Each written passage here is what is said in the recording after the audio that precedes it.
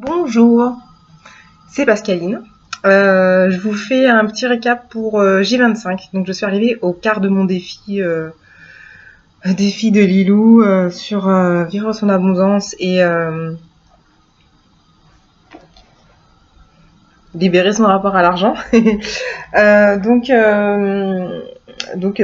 je vous fais une vidéo que tout le monde pourra voir directement sur YouTube. Désolée pour l'image. Je ne me suis pas encore penchée sur la lumière. Donc mon intention du jour n'avait rien à voir avec le bilan, mais il faut faire un bilan pour essayer de se recadrer si jamais on a un petit peu dévié sur ses objectifs, ses intentions, des choses comme ça.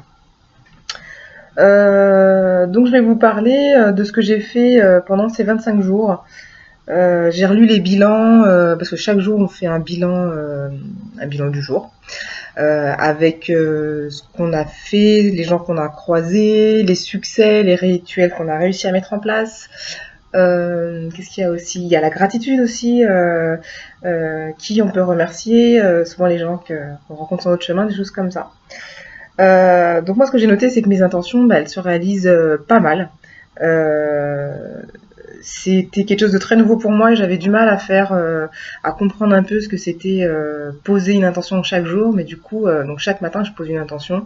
Ça peut être rencontrer des gens souriants, rencontrer des gens agréables, passer une bonne journée malgré tout, capter de l'énergie, voilà, qu'il y ait des synchronicités qui se passent et que finalement j'avance dans mon cheminement. Donc ça, je dois dire que c'était plutôt réussi quand je fais le bilan jour après jour. C'est vrai qu'il y a des rituels qui se sont mis en place. Il y a des choses comme allumer une petite bougie. Qu'est-ce qu'il y avait d'autre encore? Faire de l'exercice une fois par jour. Tirer des cartes tous les jours aussi, ça m'a beaucoup apporté parce que ça m'a énormément rassurée. Les messages sont toujours très clairs et très justes, même si ce qui est dit dans les cartes arrive quelques jours après. Voilà, et ma gratitude, elle va toujours envers les mêmes personnes en fait, qui sont un peu impalpables et qui me guident malgré tout. Et en même temps, ça m'a ouvert à me souvenir de ma journée et à remercier en fait les personnes que je croise. Parfois c'est un sourire, parfois c'est une écoute, un moment passé, parfois c'est juste dire merci d'avoir un toit, merci d'avoir de l'eau chaude, parce que finalement c'est des petites choses simples mais on passe à côté. Et du coup en étant dans la gratitude, on se dit ouais finalement j'ai de la chance parce qu'il y a des gens qui ont pas tout ça et moi je l'ai et c'est sympa quoi. À présent, notez vos déceptions ou choses que vous n'avez pas encore achevées dans votre défi. Vous êtes surpris en plein délit de procrastination ou ne tenant pas vos engagements. Oui, il y a eu un jour où c'était... je pense que je vais mettre mes lentilles corail à cuire là. Il y a eu un jour où c'était... ça parlait en fait de pas être un enfant désiré. Et en fait que ça pouvait jouer sur notre rapport à l'argent, ce qui n'est pas faux. Et donc à l'issue de ça, il y avait un bonus défi, je crois, à faire où il fallait du coup faire des affirmations sur ce qu'on pense de soi et sur je suis un cadeau de l'univers, je m'accepte, j'ai ma place, enfin des choses comme ça. Et en fait, je l'ai pas fait, voilà. Mais parce que je considère que pour moi c'est ok, qu'il n'y a pas de souci, que voilà. C'était mon anniversaire il n'y a pas longtemps et depuis 2 ans maintenant je décide de souhaiter un bon anniversaire en fait à mes parents parce que moi je m'en souviens pas de ma naissance, enfin en fait je m'en fiche, mais je pense que c'est un truc hyper important dans la vie de mes parents en fait, d'accueillir un enfant et, et voilà, je vais mettre mes lentilles corail dans l'eau. Bon, c'est 5 minutes de cuisson, ça va le faire. Voilà, puis il y a une facture aussi que j'ai pas envoyée à une patiente. Donc je pense que ça va pas traîner, je vais le faire ce soir. J'ai noté son adresse, au lieu de croire que je vais la croiser, je vais lui envoyer direct et voilà, je serai quitte. Il y a que ça en fait que j'ai pas fait, sinon je suis assez scolaire et je lâche pas l'affaire quoi. S'il y a un rituel, je le mets en place et même si je suis hyper fatiguée, je le fais. Donc parfois même c'est peut-être un petit peu trop. Oui, voilà. Et puis aussi, il y a la visualisation de 3 fois par jour qui s'est mis en place. Donc en fait, je vous ai peut-être pas montré, mais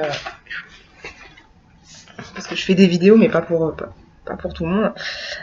En fait, voilà, tous les matins, il y a des trucs à cocher sur ce qu'on veut bien mettre en place dans la journée. Et en fait, moi, je coche tout comme une malade.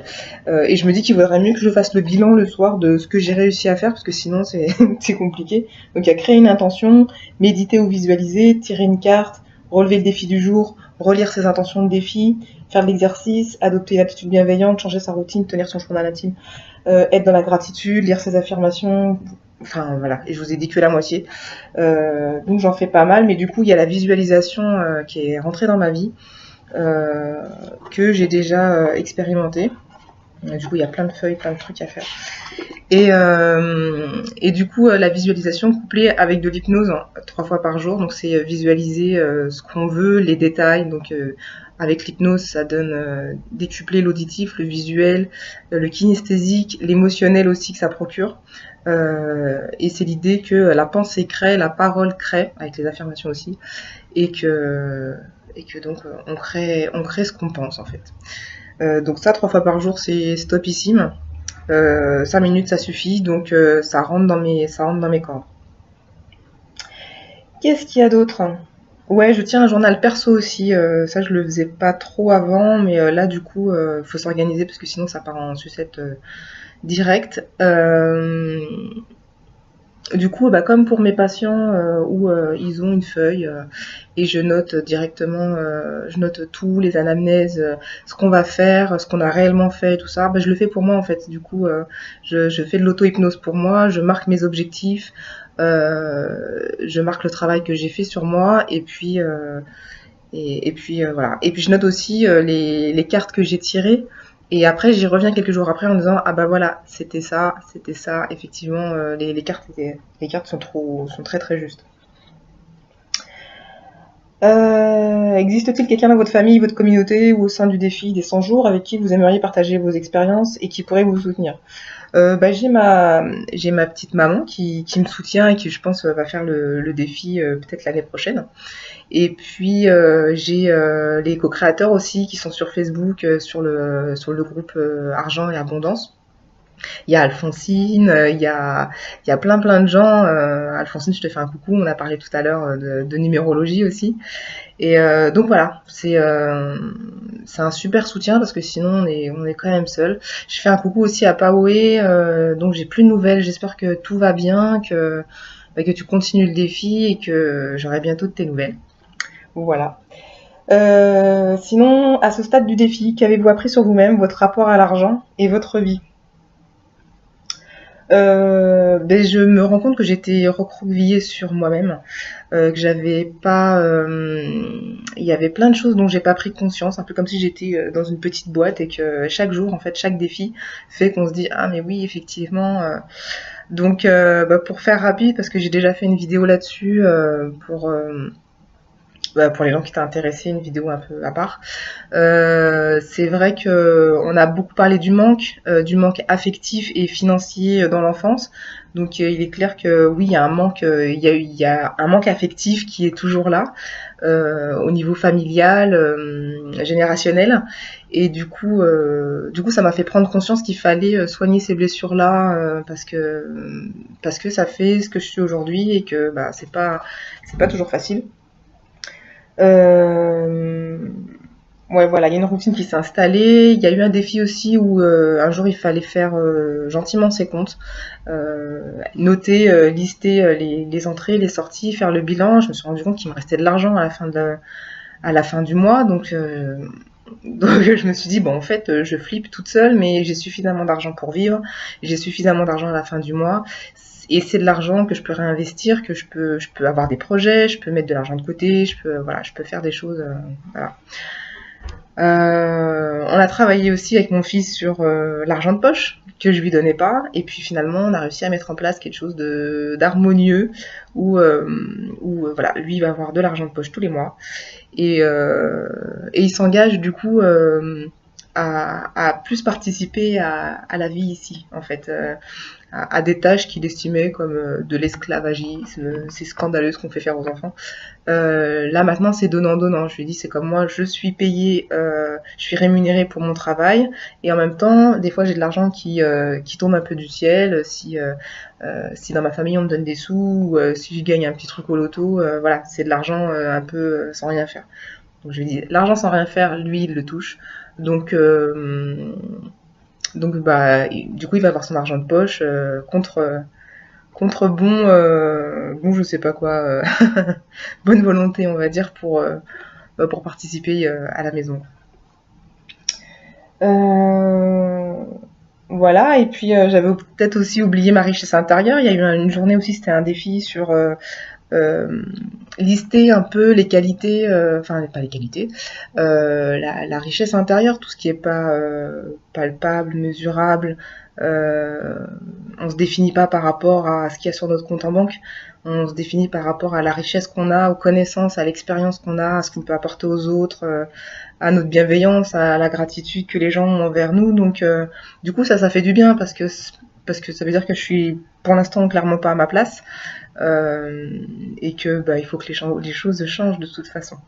Donc ça fait du bien, ça fait du bien, se dire que bah on a quand même une valeur et que notre valeur elle est pas, c'est pas juste un chiffre quoi sur un compte en banque. Ah ouais, prise de conscience aussi, je vais changer de banque. Ça fait longtemps que j'y pense, mais clairement la banque dans laquelle je suis est pas très est pas dans des projets très très glorieux. Et donc du coup, je pense que c'est important aussi pour moi de changer de banque et d'aller vers des choses qui construisent un petit peu le monde, quoi, on va dire. Euh, donc je pense que je vais aller retrouver ça sur le site internet que je connais déjà, qui s'appelle Ça commence par moi. C'est un site énorme où il y a plein de trucs qui sont proposés pour changer un petit peu les choses, pour remettre les bases et donc ça commence par moi. Je pense que je vais aller me renseigner sur les différentes banques, ce qu'elles proposent, leurs projets, et puis changer gentiment, quoi. Gentiment de banque. Ressenti à propos de vos résultats, j'ai l'impression que je suis quand même sur la bonne voie parce qu'il y a beaucoup de portes qui ont été enfoncées et il y a eu beaucoup de changements dans ma perception des choses, donc ça c'est chouette. Et les rituels se mettent en place, donc j'ai rien à dire là-dessus. Non, ça c'est bon. Ça c'est mon ego à mettre de côté pour passer le cap en fait, pour se lancer dans ce que j'ai envie de faire. C'est vrai que la peur en fait, la peur est souvent là. La peur c'est l'ego et que il y a la peur de pas s'en sortir, il y a la peur de pas pouvoir donner à manger à son enfant, il y a la peur de l'échec. Et puis en fait, il n'y a pas de raison d'être dans l'échec, il y a toujours des solutions. Donc ma partie consciente sait qu'il y a des solutions, que je vais pas me laisser couler comme ça, mais au fond, il y en a un au fond à l'intérieur là qui dit ouais mais quand même c'est flippant ce que tu fais, fais attention à toi. Et cette partie-là, elle est quand même présente, donc il faut que je continue à travailler sur la peur, mais bon j'ai encore 75 jours pour faire ça, donc il n'y a pas de raison, ça devrait le faire. Voilà, et ben voilà, ma gratitude pour tous ceux qui m'ont écouté aujourd'hui. Et puis, pour ce genre de vidéo publique officielle, on se retrouve, je pense, à J50, à la moitié du défi. Et puis, je vous ferai le même topo sur comment ça avance pour moi. Je vous fais plein de bisous et puis je vous souhaite à bientôt. Bye bye.